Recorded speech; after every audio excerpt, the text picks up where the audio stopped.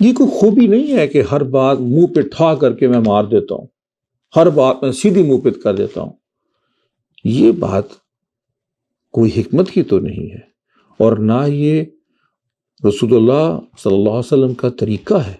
وہ تو اگر اپنے سامنے کوئی غلط کسی کو بات کہتے ہوئے سنتے تو اسی وقت اس کو اصلاح ایسے کرتے کہ ایک جنرل سی جو ہوتی ہے نا اسٹیٹمنٹ کہ جی بعض لوگ ایسے کہہ رہے تھے یا کوئی لوگ ایسے کہتے ہیں تو ان کو ایسے کے بجائے ایسے کہنا چاہیے، ایسے کرنا چاہیے، نہ ہی کہ اس کے منہ پہ بات مار دیں. تو آپ کو اچھا لگتا ہے تو لگے، لیکن اللہ کے حبیب صلی اللہ علیہ وسلم کا، ہمارے محبوب کا یہ طریقہ نہیں ہے. طریقہ بہترین وہی ہے جو رسول صلی اللہ علیہ وسلم کا طریقہ ہے،